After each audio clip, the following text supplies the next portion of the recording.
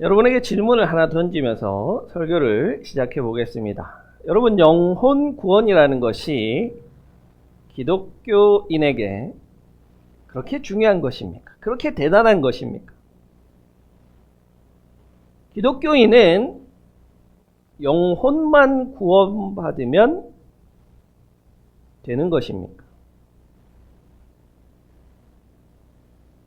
조금 더 쉬운 말로 천국만 가면 되냐는 말이에요.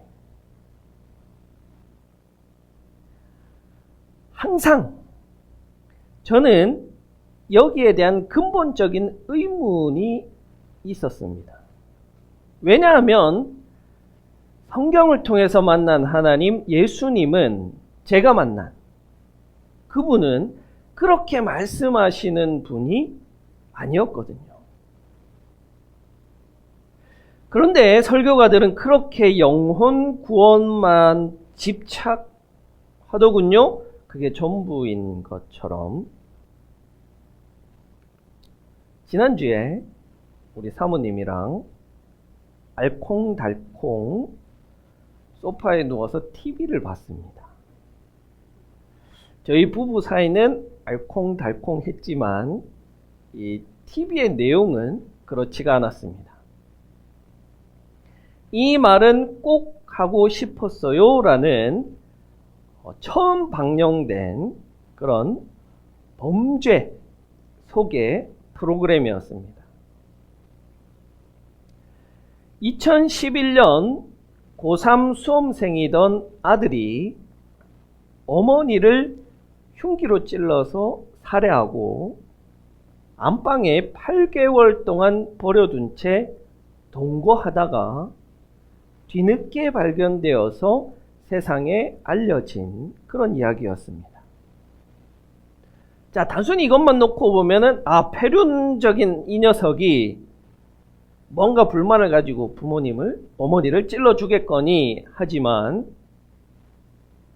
법원은 이례적으로 살인죄에 내릴 수 있는 가장 적은 형량인 징역 3년을 이 아들에게 선고했습니다. 그 이유는 무엇이냐면 이 아이가 10살 때부터 19살까지 10년 동안 학대를 당한 거예요. 어머니로부터. 이 아이가 공부를 꽤 잘해서 전교 2등까지 했는데 전교 2등 성적표를 가지고 온 날 야구방망이로 두들겨 맞은 거예요. 왜? 1등 못했다. 알루미늄 야구방망이, 대걸레, 골프채로 매일 엉덩이가 피가 날 때까지 맞았습니다. 그러다가 이 아이가 점차 이 공부가 손에 잡히지 않는 거예요. 그러니까 성적이 떨어지기 시작했습니다. 그러자 이 아이가 혼날 게 두려워서, 매맞을 게 두려워서 성적표를 위조하기 시작한 거예요. 그러다가 고3이 되었고 학부모 상담 날짜가 잡힌 거예요. 학부모 상담해서 부모님이, 어머님이 교회가 아니고 학교에 오면 이제 진짜 성적을 알게 될 텐데, 그러면 자기가 이때까지 성적을 속인 것이 드러나게 되면 어떻게 될까? 염려하던 중에 잠든 어머니를 살해했던 겁니다. 두들겨 맞아도 참고 죽으면 천국 가니까 참아라. 엄마를 용서해라. 지금까지 한국교회는 설교가들은 그렇게 말했습니다. 그런데 저는 묻고 싶은 거예요. 그 아이에게 이런 설교가 무슨 의미가 있을까? 어떤 의미가 있을까? 묻고 싶은 거예요. 남편에게 평생 학대당하는 아내에게 참으십시오. 기도하십시오. 회사에서 왕따 당하고 부당한 대우를 받는 이에게 참으십시오. 기도하십시오. 그러면 천국 갑니다. 이런 지옥과 같은 현실은 제쳐두고 죽으면 천국 가니까 죽을 날만 기다리며 사는 것이 기독교인이고 기독교입니까? 예수님이 그렇게 가르쳤습니까? 그런 기독교를 향해서 사람들은 어떻게 이야기하냐면요, 종교는 아편이다라고 이야기하는 거예요.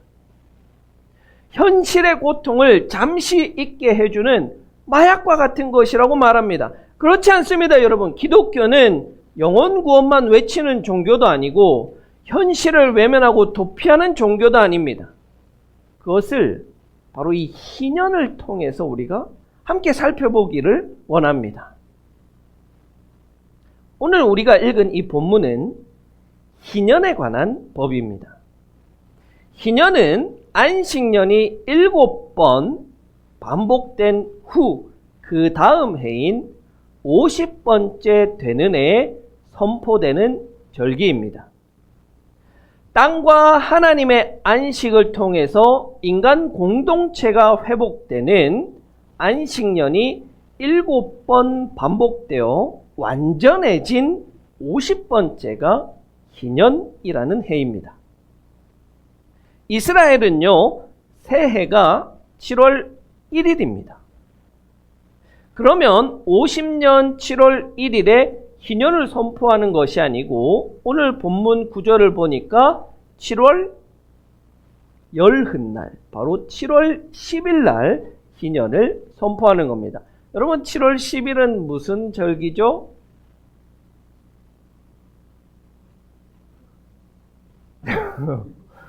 (7월 10일은) 7.7절,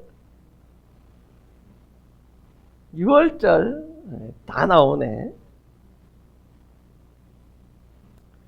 7월 10일은 대속죄일입니다. 바로 1년에 한 번 대제사장이 지성소에 들어가서 모든 성소를 정화하는 대속죄일입니다. 이 대속죄일에 희년을 선포합니다. 그리고 1년 동안 희년을 지키는 거예요. 희년에는 매매한 땅이 원래 주인에게로 돌아가고 모든 빚이 탕감되고 노예가 해방되는 해가 희년입니다. 안식년과 마찬가지로 농사를 짓지 않고 저절로 열린 곡식은 공동체를 위해서 사용하기도 합니다. 그래서요, 성경은 희년은 거룩한 해다라고 표현합니다. 여러분, 레위기에서 거룩은요, 시간의 거룩이에요. 시간의 거룩. 시간의 거룩은 일주일에 한 번 지키는 안식일, 매년 돌아오는 절기, 7년에 한 번 돌아오는 안식년, 50년에 한 번 돌아오는 희년을 지키는 것이 시간의 거룩인 거예요. 우리가 매 주일날 이 시간을 구분하여서 지키는 이게 시간의 거룩이라고요. 1장에서 레위기는 제사법으로 시작해서 23장부터는 이 절기에 관한 규례가 나오고 그 절기에 관한 규례의 정점에 있는 것이 희년입니다. 레위기는요, 한 가지 목표를 향해서 1장에서부터 끝까지 계속해서 달려가고 있는 거예요. 바로 희년이라는 목표를 향해서 달려가는 겁니다. 레위기는 27장까지 있는데요, 26장과 27장은 레위기 25장까지 나온 규례를 잘 지켜야 한다라는 부록이라면 마침내 25장 희년에 이르는 이 정점에까지 1장부터 달려가고 있는 겁니다. 그러니 희년이 중요해요, 안 해요? 중요해요. 이렇게 중요해요. 엄청 중요하죠. 그런데 교회에서는요, 희년을 가르치지를 않아요. 문제가 있는 거죠. 이렇게 중요한 걸 가르치지 않는다는 것은. 레위기는 구약 성경 전체를 이해하는 키워드입니다. 그 키워드 가운데 핵심이 희년이에요. 희년을 모르면은 구약을 모르고 구약을 모르면 예수를 이해할 수가 없습니다. 여러분, 예수님이 이 땅에 오신 이유가 뭔지 아세요? 예수님이 이 땅에 오신 사건은 희년이 도래했다는 증거예요. 예수님은 그래서 자신의 몸으로 희년이 시작되었다고 선포합니다. 누가복음 4장 18절 19절. 주님의 영이 내게 내리셨다. 주님께서 내게 기름을 부으셔서 가난한 사람에게 기쁜 소식을 전하게 하셨다. 주님께서 나를 보내셔서 포로된 사람들을 해방시키고 눈먼 사람들을 눈뜨게 하고 억눌린 사람들을 풀어주고 주님의 은혜의 해를 선포하게 하셨다. 여러분, 주님의 은혜의 해가 뭘까요? 이게 희년이에요. 희년. 예수님이 선포하신 모든 메시지는 희년에 기반하고 있는 거예요. 아주 흥미진진한 이야기죠. 자, 예수님이 선포한 희년 이야기는 우리 다음 시간에 살펴봅시다.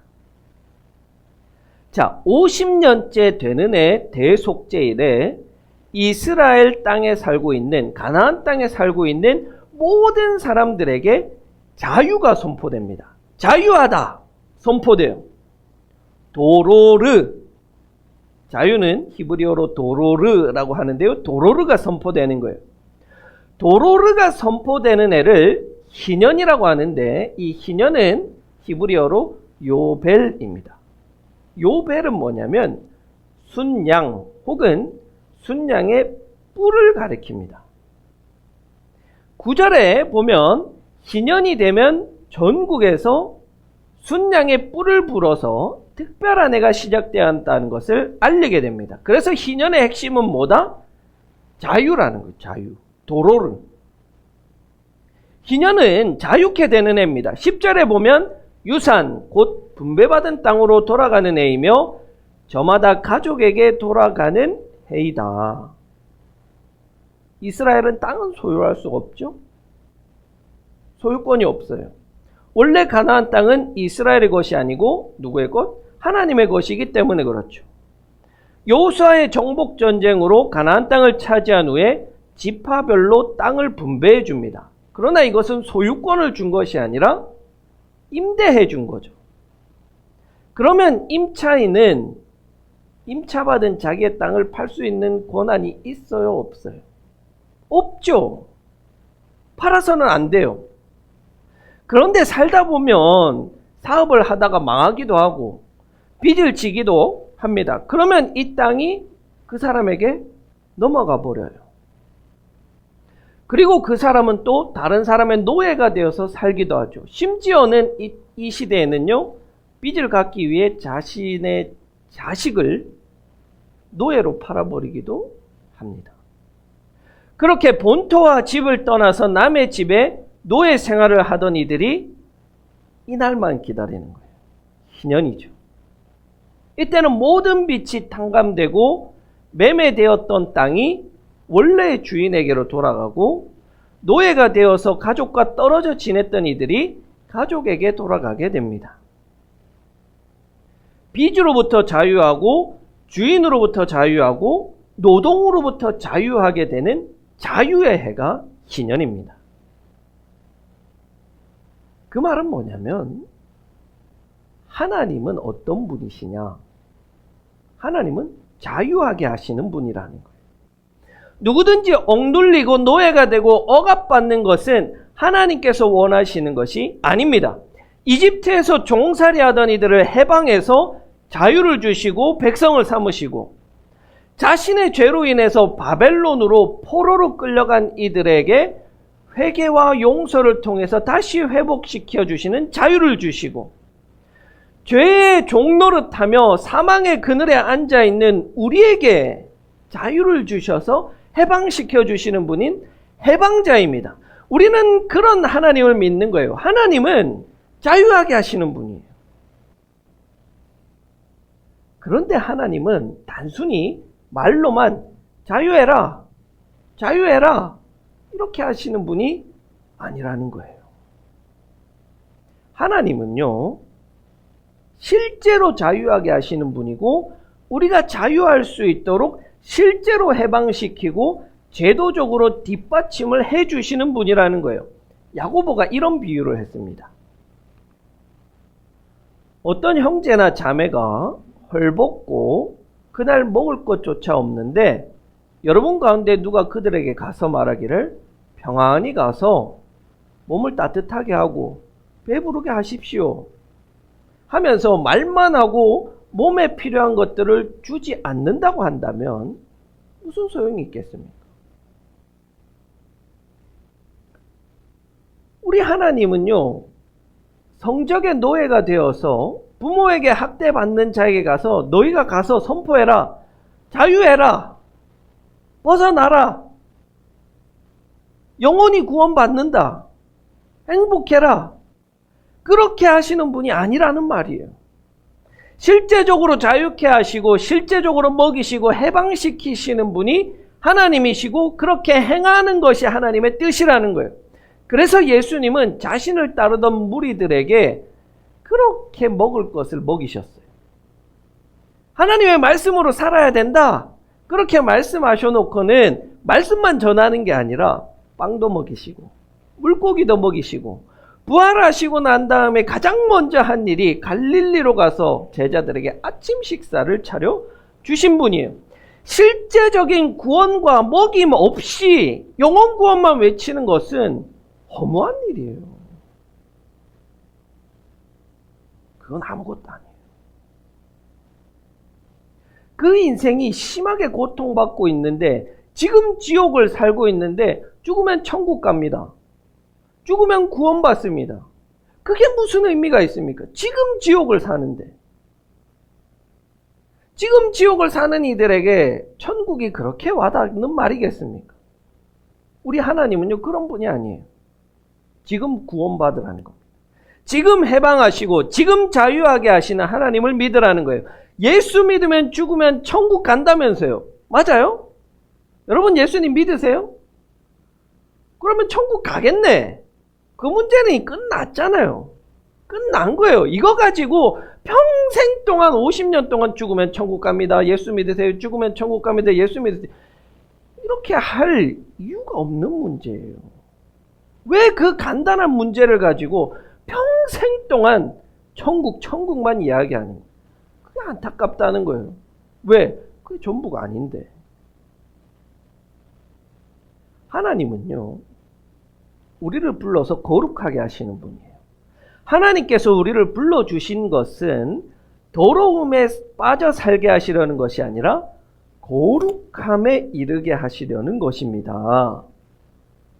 우리가 하나님의 성품인 거룩에 참여하기를 하나님은 바라세요.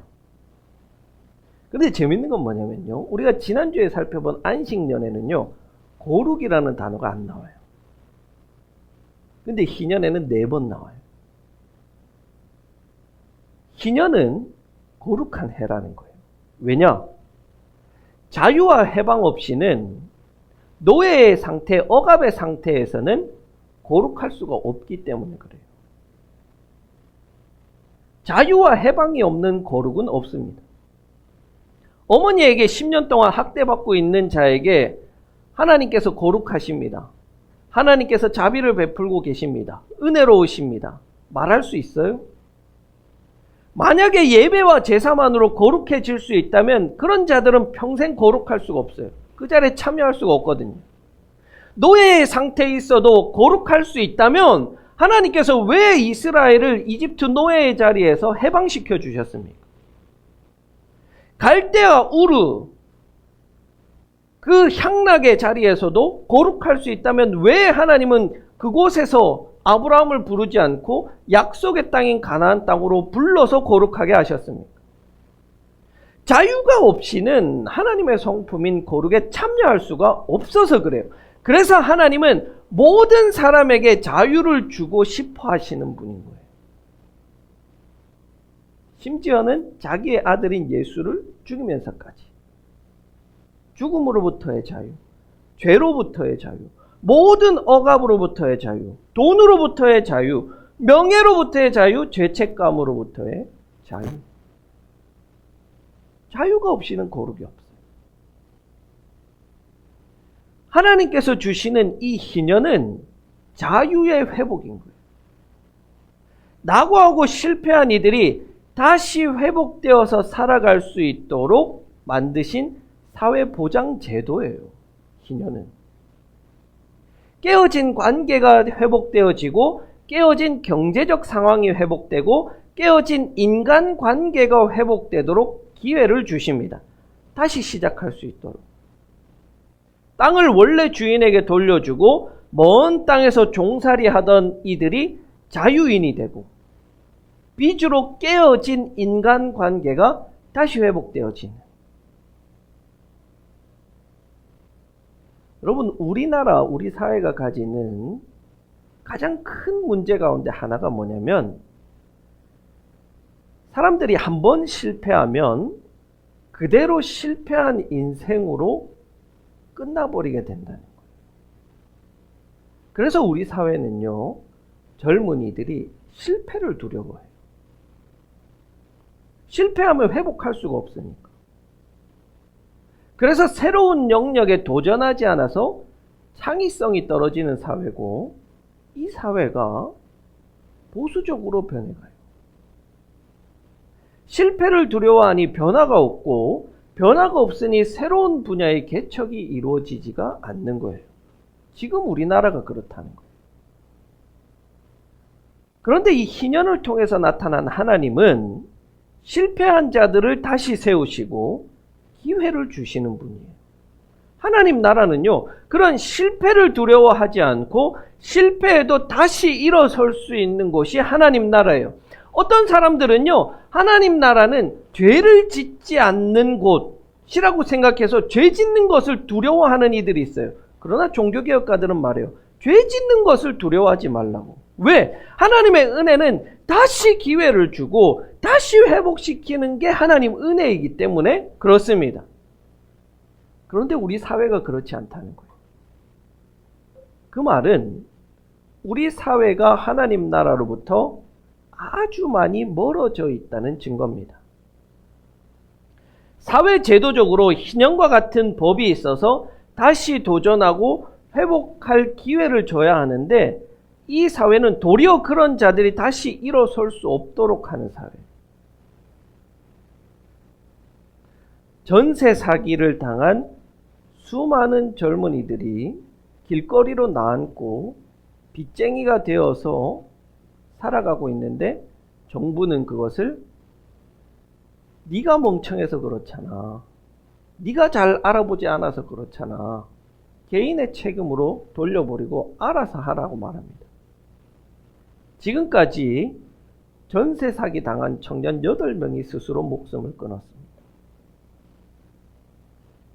회사에서 갑질당하고 왕따당하고 비인격적인 대우를 받고 실직한 이들을 네가 실패자잖아, 네가 낙오자잖아, 낙인 찍고 다시 일어설 수 있도록 도와주지 않는 지금 사회는 하나님 나라의 관점에서 실패하고 무능한 정부입니다. 비극적인 사회인 것. 그러나 여러분, 이것이 마냥 정부의 책임이고 사회 인식의 문제가 아니에요. 우리의 책임이에요. 우리는 이 땅을 하나님 나라로 만들어 가야 할 사명과 책임을 부여받은 자들인데, 이 사회가 그렇지 않다는 건 우리가 일하지 않았다는 결과예요. 우리 앞선 세대가 다음 세대에게 그런 사회를 만들어주지 못한 책임이 있는 거예요. 아유, 목사님, 저는 이제 알았네. 이제 알았어요. 안타깝게도 여러분은 복음의 진리에서 벗어난 것만 배워왔다는 말이에요. 한국교회의 가장 큰 실패의 원인은 교인이 줄어드는 것이 아니라 예수 믿는 것을 영혼 구원의 문제로 전락시킨 데 있는 거예요. 그 말은 뭐냐면요, 나만 예수 믿고 천국 가면 되는 거예요. 그래서 하나님의 은혜를 아주 값싸고 얄팍한 이기적인 구원으로 만들어버립니다. 내 주변의 이웃들은 다 예수 안 믿어서 지옥 가는데 나는 예수 믿어서 천국 간다. 나는 황금집에 살겠다. 이기적인 구원 아니에요? 아닙니다, 여러분. 예수님은 나 하나 살리려고, 나 하나 구원하기 위해 이 땅에 온 게 아니라 이 땅 전체를 하나님 나라로 만들어서 하나님이 사랑하는 그 모든 사람들이 하나님 나라를 살기를 바라셔서 그 하나님 나라를 세우기 위해 오신 분이에요. 그런 세상을 만들고자 했던 분이에요. 우리가 할 일은 내가 예수 잘 믿고 나 하나 구원받는 데 있는 게 아니에요, 여러분. 우리는 하나님 나라를 만들어가는 자들, 실제로 그것을 만들어가는 일꾼들로 나의 헌신과 수고로 모두가 함께 살고 모두가 함께 회복되어지고 자유가 선포되는 세상, 즉 하나님 나라를 이 땅에 만들어가는 자들입니다. 하나님 여러분은 오늘도 동력자로 부르십니다. 모세를 불러서 하나님 나라의 모습을 보이신 것처럼, 예수님을 통해서 하나님 나라를 선포하신 것처럼 오늘 여러분들을 통해서 하나님 나라를 선포하고 만들어 가십니다. 하나님의 은혜의 해가 도래했습니다. 우리 그 은혜의 해를 살면서 이 땅을 하나님 나라로 만들어 갑시다. 나의 영혼만 구원받는 것이 아니라 모든 희망이 없는 자들에게 기회를 주시고 살리시는 하나님의 자유를 선포하여 함께 구원받고 함께 은혜를 누리는 우리 모두가 되기를 간절히 기원합니다.